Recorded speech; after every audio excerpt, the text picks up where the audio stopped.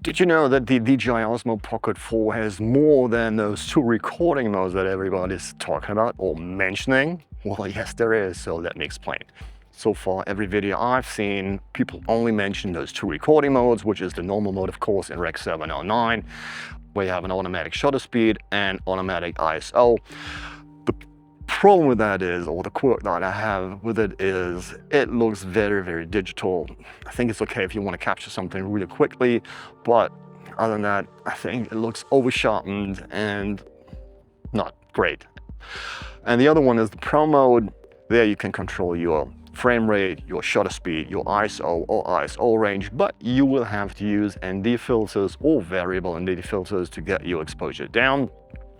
The problem with that is it's great for control conditions, but as soon as the weather's changing a lot, your light is changing quickly, it's very, very cumbersome, and you're probably gonna mess more with your filters all the time than you're recording, especially with fixed ND filters.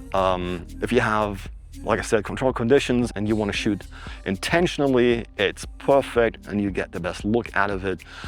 But even with variable ND filters, those wheels to adjust the settings are tiny, and the thing that I noticed with the Neo set is that the gap from 5 to 6 is pretty big. It's a pretty big step, and it's either underexposed or overexposed, not ideal.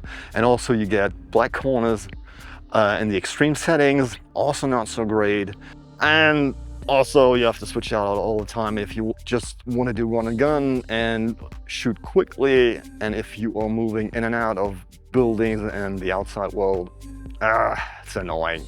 So by accident I found out that if you go into the Pro settings, there's an auto switch that you can choose that will only let you choose an ISO range from 400 to 6400. Of course, the shutter speed is automatic, so you're not going to get the full cinematic look that everybody's talking about.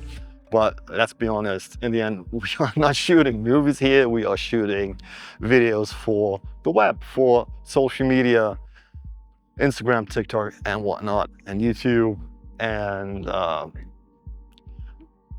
in the end, nobody's gonna care. And there's a fix to that. It's very, very simple. If you're color grading your material anyway, you can just put in some motion blur, and I'm working with 25 to 30%, and all the footage that I've seen so far here that I shot today is shot in that hybrid mode, if you want to call it that way, and I think it looks fine. And it's not really worth the hassle that you have to do with the normal Pro mode, changing filters all the time and having to make sure that everything is exposed correctly. And the benefit of the whole thing is you can use the full dynamic range of the sensor and you can color grade. So I think that's a great trade-off.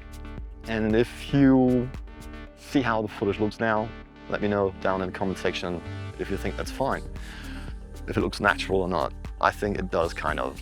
It's not perfect, but what's perfect? So I hope you found all this information useful. I hope I'm gonna see you in the next video. Thank you very much for watching. Until then, bye-bye.